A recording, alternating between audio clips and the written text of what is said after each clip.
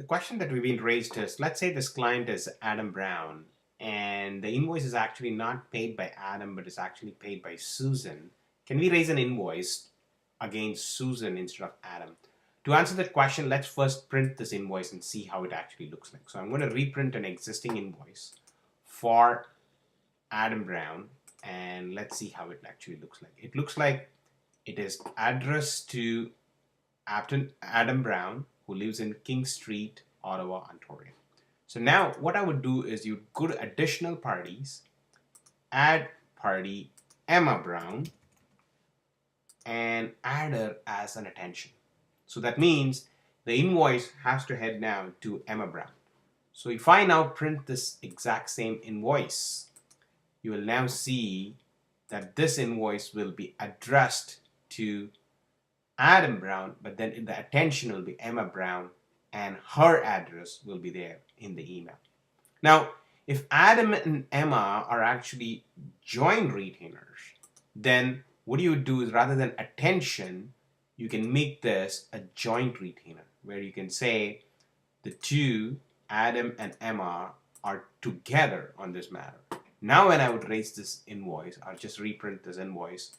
The printing will be very different, like, it'll be addressed to both Adam and Emma, like, Brown, and this is how you would actually see it. Now the last thing that I want to stress is you may just want to send the invoice to Emma without any information of Adam at all. Like, for example, even this information that this matter name you really want it off, what you can do is rather than calling it joint retainer or attention, you can actually edit it and make it what we call invoice to.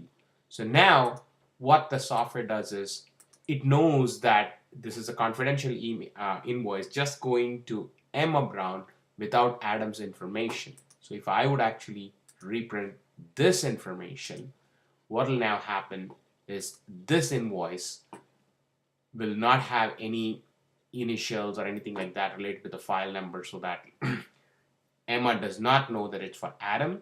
All the content is there, but only Emma's information is there, and there's no Adam's information at all in this invoice.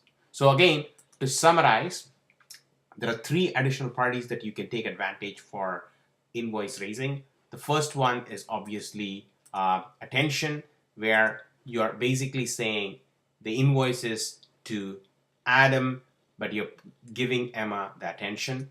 Obviously, if you make it the joint retainer, it's addressed to both Emma and Adam. And the final one is if you just invoice it to Emma Brown, what we do is we hide all information related to Adam in that matter, raise the matter, invoice straight to Emma, and you can send it to Emma directly.